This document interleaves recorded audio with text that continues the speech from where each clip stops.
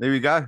Good evening, everybody. And of course, it's 26th of November, 2023, and the time is 19:05. Yeah, here's now where the problem comes in. And I just want to let everybody know that I have just been through 59 hours of no electricity. My power was restored somewhere around 1400 this afternoon, which unfortunately it went off at 2 a.m. on Friday morning, and for some reason, one of the boxes was vandalized, and we had absolute fun and games this side of town with not having any electricity at all. So as a result of that, I actually did not do the statistics and everything else. And for 2 weeks, due to load shedding and all the rest of it, the various aspects of the weekly net that I wanted to cover weren't in actual fact done. And I think we will have to try and I've got a series, a two-part series that I want to present. So I will, in actual fact, make a plan and begin that next week. All things considered around load shedding. Anyway, greetings to one and all, and welcome to this week's net. Those wishing to join the net using Zoom may do so now. Zoom is open. If you do not have the Zoom link and you are listening and haven't checked in, please contact me on WhatsApp 082-859-2684, and I will send you the link with the greatest of pleasure. And of course, today is Sunday, the 26th. I'm still reading from on the 19th of November, but it is the 26th of November, 2023. And the time is 19:05. We begin the weekly net with the radio amateur check-ins on the Rudaport repeater. Usually starting 5 minutes before, or for 5 minutes before we proceed with the net. The net is broadcast every Sunday evening, starting at 1900, and is broadcast for the benefit of radio amateurs, disaster relief cert volunteers, and members of the general public. This net is therefore open to all interested parties. Okay, ZS6OP returning. Everyone is welcome to participate using either amateur radio, Zoom, or both. And I'd like to remind all the radio amateurs who have not checked in that you do not need to be a member of any group or club to check in or to use the repeater or any of the amateur radio bands. All that is needed or required of you is that you have a valid amateur radio license issued by ICASA, which automatically grants you the right to use any of the amateur radio bands at any time. There is no need to ask for or be granted permission from any person or entity in order to use the bands. And I'd like to encourage all the listeners and the participants to share the weekly net Zoom link with everyone they know throughout South Africa. Doing so will help us grow the weekly net. And then if you look at how the amateur radio repeaters are at the moment, they are dead quiet. It's going to take a miracle to actually rebirth them, I can assure you. But however, in helping us grow the weekly net, we'll contribute to disseminating information as far and wide as possible. All right, ZS6OP is returning. So as I did not do a planned or organized broadcast for tonight, no statistics on COVID or any of the other diseases will be presented this week, unfortunately. In addition to that, the two-part series that I wanted to introduce for discussion, we will try and do it next week. However, that being said, I think one thing that we definitely do need to take a look at for general discussion, specifically due to the fact that, you know, at the end of the day, amateur radio should be utilized for emergency purposes.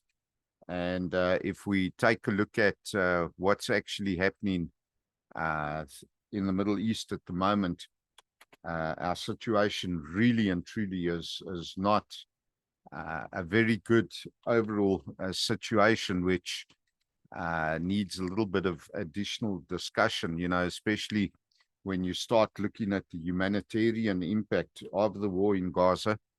And just bear in mind that the regulations, for those critics out there, the regulations actually do state that bona fide debates may be held of a political nature. And I think that the Gaza war, unfortunately, definitely falls into the category of politics at one level or the next. However, it is something that should be discussed, as long as it doesn't incite violence and, all the other good stuff that goes with the regulations. So when we start looking at the overall humanitarian impact of the Gaza war, I must tell you that these figures after 6 weeks, 7 weeks is definitely not looking very good for the purposes of people in general. So I'm going to give the figures, just some statistics that I've managed to put together in the I've been following it on a week-by-week basis, but this last week, unfortunately, has also been a little bit of a problem because both the Palestinian Health Ministry and the Israeli government have not been releasing figures in the same manner that they did during the first couple of weeks of the war. So it has become rather difficult to actually track this humanitarian impact, but I think that the figures itself are going to speak for themselves and be quite an eye-opener and shocker. All right, so ZS6 OPS returning. Unfortunately, as I say, these figures are not looking very good, and by no means are these figures supposed to allude to one party being correct or incorrect, or one party violating international humanitarian law and the other not, or anything along those lines. Unfortunately, when you start looking at the humanitarian impact of a war, look, wars are by nature, they're devastating to everybody, and it's disastrous to every person and every country and the citizenry itself. It's a bad thing, period. And that's exactly where we are at the moment with regards to the war that has been declared on Hamas. And as a result of it, our total deaths, and I'm not going to break it down per se via, whatever's been published with regards to West Bank, Gaza, Israel, or Lebanon. I'm just going to look at the cumulative totals and say that as we stand at the moment, we have about 15,967 people who have in actual fact lost their lives. And that's an extremely high number over a 7-week period. When you look at the number of injured, that figure is even more devastating, with currently 36,642 people having been injured. Now, at least these are figures that are easily tracked and definitely easily dealt with. Of the 36,000 people that have in actual fact been injured, 8,500 of them include women and children. Of the total death toll, we know that 1,200 Israeli soldiers have been reported as being killed. Let me clear the timer quickly. All right, ZS6 OPS returning, and then in total there were almost 300 captives, people having been taken captive during the initial stages of this conflict. Currently, as we sit at the moment, there are still 200 captives that have not been released as yet.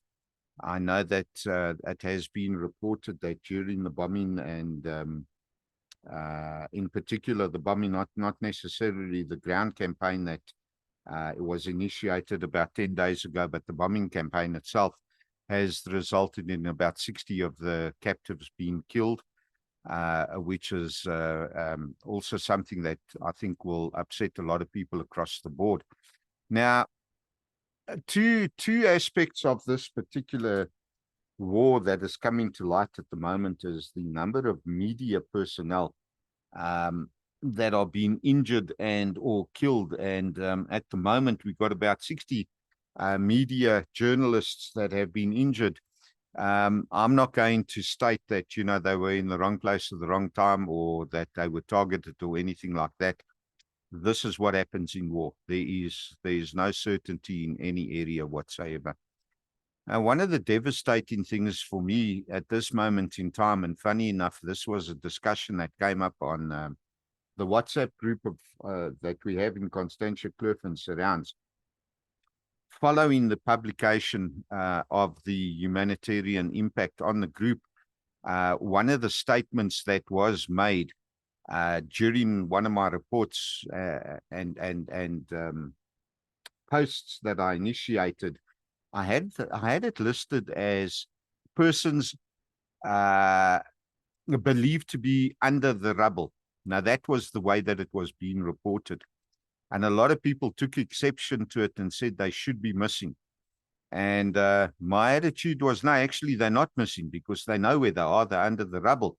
And this, unfortunately, was both in the Gaza Strip and in the northern parts of Israel, where certain towns had been subject to rocket attack as well.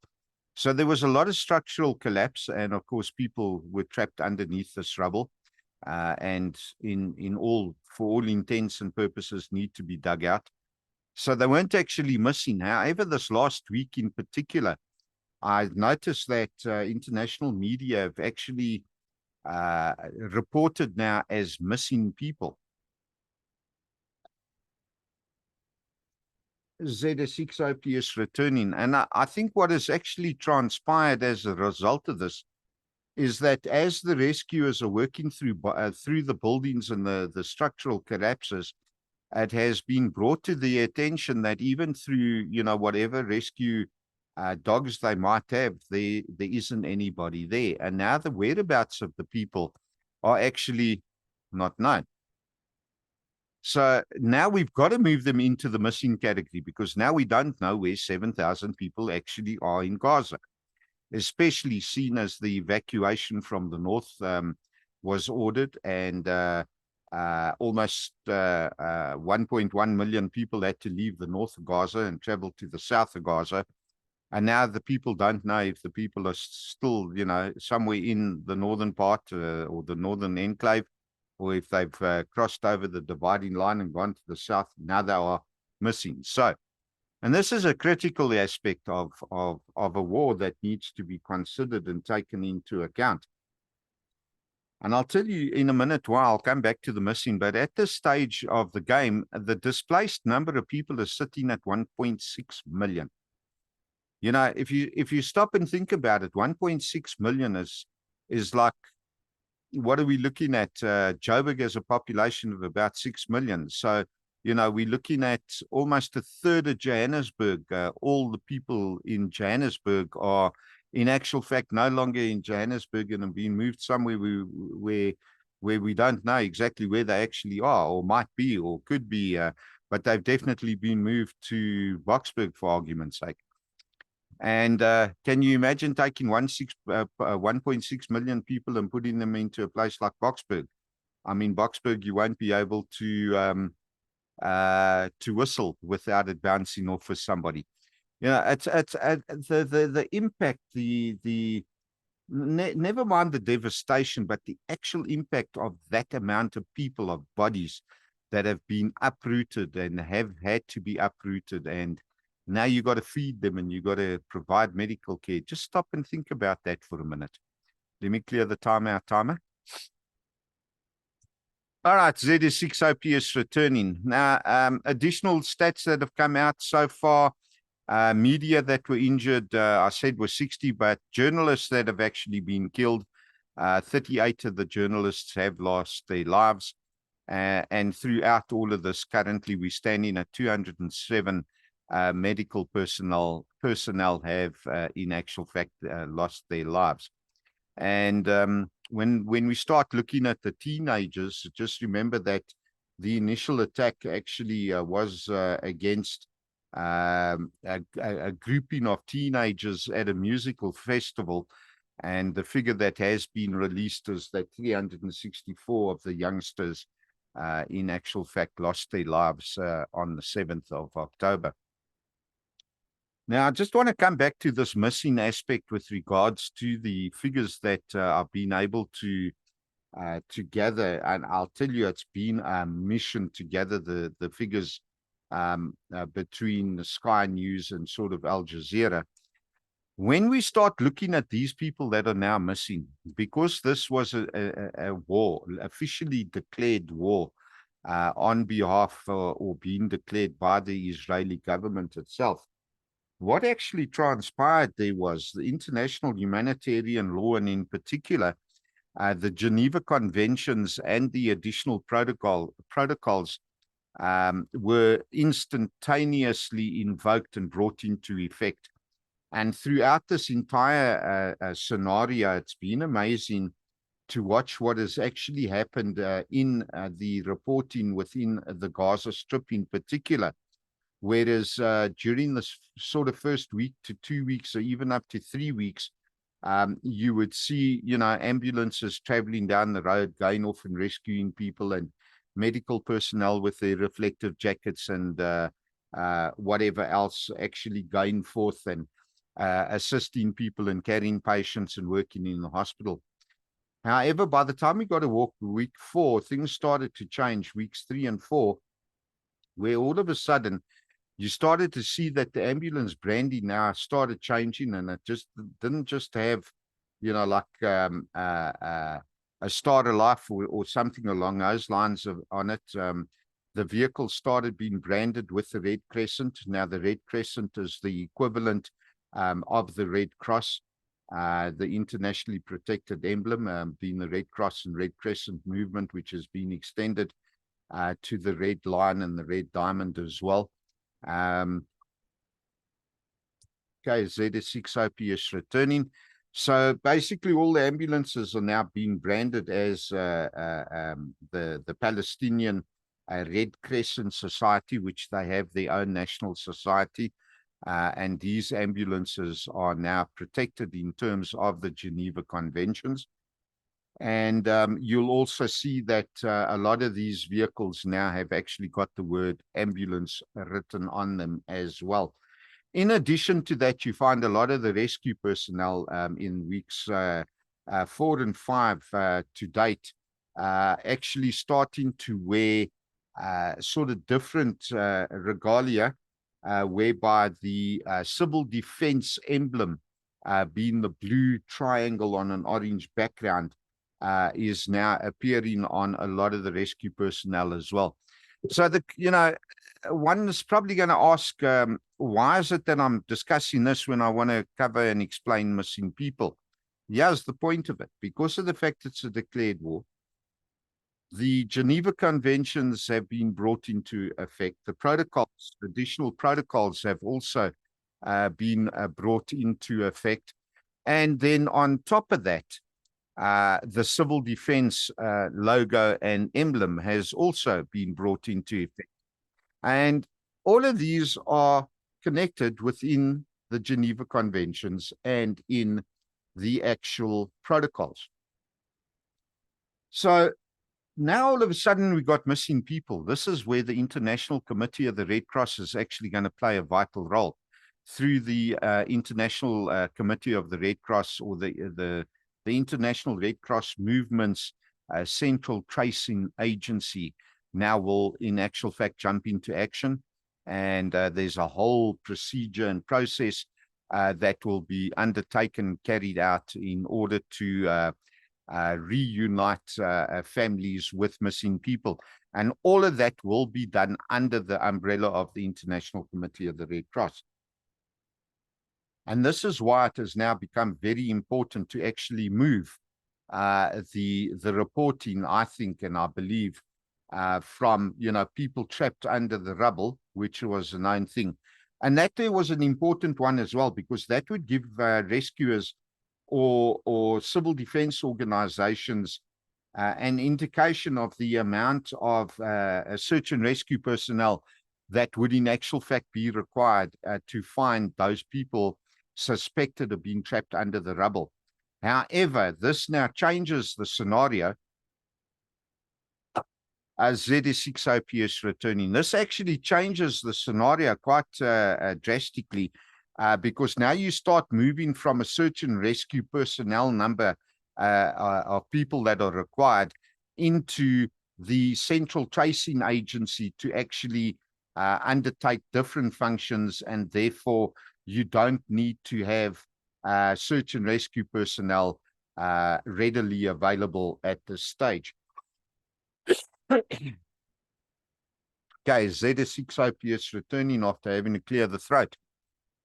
In addition to this, at the end of the day, if we take a look what has happened on Friday, a ceasefire, 4-day ceasefire has been called, and there's been an agreement between Qatar, Egypt, Hamas, and Israel for the release of prisoners on both sides or from both parties' conflict to this actual war itself. And you'll notice if you're watching Al Jazeera in particular, there is a lot of the International Red Cross vehicles that are in and around the Gaza Strip, traveling between Gaza and into Egypt, as they are the ones that are ultimately responsible for the receiving of any captives or prisoners of war, or prisoners, in this case, political prisoners, as part of the agreement. So the International Committee of the Red Cross is playing a crucial and critical role in actually ensuring that these persons are handed over by the parties to the conflict. So Hamas on the one side will agree to release X amount of people. There is a list that is provided beforehand. That list is given over to the sponsoring countries such as Egypt and Qatar. And then at the same token, that list is given over to the International Committee of the Red Cross. And then what will happen is the Hamas authorities or those in responsible for the handover will in actual fact hand over those people to representatives of the International Committee of the Red Cross. The ICRC will in actual fact, that's the International Committee of the Red Cross. The ICRC will in actual fact drive those people under protection of the Red Cross emblem. They will drive those people into Egypt, at which point what has happened is there's been an agreement that Israeli helicopters can then pick up those people in Egypt and then take them into Israel. And of course, they go through medical checkups and examinations, etc. And the same process works in the opposite manner, whereby the Israeli government will release political prisoners, hand them over to the ICRC, and then the ICRC will in actual fact drive them into the Gaza Strip. All right, ZS6OPS returning. So even though I was not able to ultimately at the end of the day do my two-part lecture, I think that, just speaking from the heart again, this, I believe, for the benefit of those that have listened, and also for those that actually watch the video presentation, I do believe that this may very well have been one of the better presentations as an introduction to international humanitarian law. And ultimately, at the end of the day, a lot of people will say, yeah, but Chad, how does that apply to us in South Africa? Well, in terms of what happened in 2015 with the Sendai framework, where civil disobedience, as we would know it, civil unrest, is included in one of the perils as far as disaster risk reduction is concerned. And funny enough, yeah, the Geneva Conventions and the protocols actually do apply in these instances as well. So we, I think our country has got to move into a completely new dimension of becoming informed in terms of what can and cannot be done, because what's happening here definitely in the Middle East at the moment, it can roll over into South Africa, and already being a politically and culturally diverse country, yeah, or anything could happen. And so I think that I'm actually quite pleased that I was able to do this presentation tonight in this manner instead. So that being said, what I would like to do is actually round up and just find out if there are any other check-ins, any other stations that would like to add their name to the bottom of the list. And then I will actually do a proper shutdown, and we will move forward from there. Any other stations? ZS6 OPS standing by.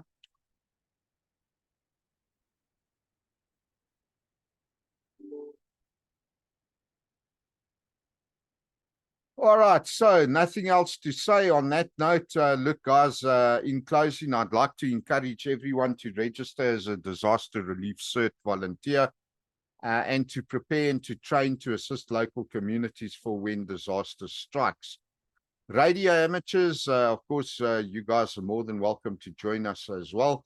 And I'd like to thank those who did check in this week, as well as Pierre, who did come up on Zoom as well. Now, even though I didn't do any feedback tonight, I must admit, feedback on COVID-19. The COVID-19 pandemic is still ongoing and is still infecting thousands weekly. So please remember to physically distance yourself and to wear a mask to protect others, especially the elderly, or those who could lose their lives if they are infected with COVID. It is still running rampant, even though the figures are not given on a local or national basis. And that, remember, it's always best to sanitize, wash your hands on a regular basis in any event. Doing so will definitely assist in stopping the spread of other respiratory diseases as well. So for the week moving forward, be safe, be prepared, and of course, be happy. This is ZS6 OPS now releasing the Rudaport repeater for general use. Cheers all.